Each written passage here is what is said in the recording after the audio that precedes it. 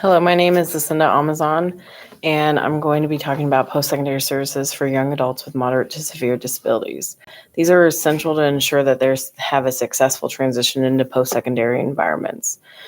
A national agency where membership is needed for adults with disabilities to receive support is the U.S. Department of Education Office of Special Education and Rehabilitative Services. This services is resources for support for individuals with disabilities. They oversee programs such as Individuals with Disabilities Education Act, so the IDEA, to ensure that there's a free and appropriate education for students with disabilities. Contact information is available through their website. Next, a state funding source that is available for individuals with disabilities to receive services is the Iowa Division of Vocational Rehabilitation Services. This program offers a range of services to assist individuals with disabilities in obtaining and maintaining employment. They also provide funding for vocational training, assistive technology, job coaching, and other supports that can help individuals with disabilities transition into the workplace.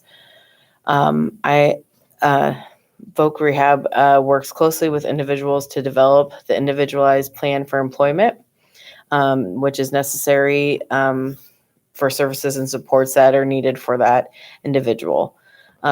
Next is an agency that provides support for young adults with moderate to severe disabilities to transition into the post-secondary environment. On a national level, there is the Center for Parent Information and Resources. This is a good resource to have on hand because they work to ensure that families, particularly those from underserved communities, have access to information and resources to support their children with disabilities. They offer information on special education, individual program education plans and programs, and other services that are available for students with disabilities. At the state level, there is the Department of Education, the Special Education Unit, which is the Iowa Department of Education, who oversees the provisions of special education services for students with disabilities. This includes moderate to severe, and they develop and implement policies and provide technical assistance and professional development to ensure compliance with federal and state regulation. A day program in Council Bluffs, which is where I'm from, in Iowa, is Heartland Family Services. This program provides a day program for adults with disabilities. Their focus is to aim and enhance life skills and promote independence and support community integration. A local agency also in Council Bluffs that provides center-based employment services for adults with disability is VODAC. Adults with disabilities. This program is dedicated to assisting individuals with disabilities. They offer various services, resources, and programs to empower and enhance the lives of adults with disabilities in the community. This is done through vocational training, job placement, or independent living skills development. They aim to promote inclusive and equality for all individuals. Lastly, I kind of want to explain what my role is as a special education teacher in assisting students, families, and outside agencies during the collaboration for transitional services.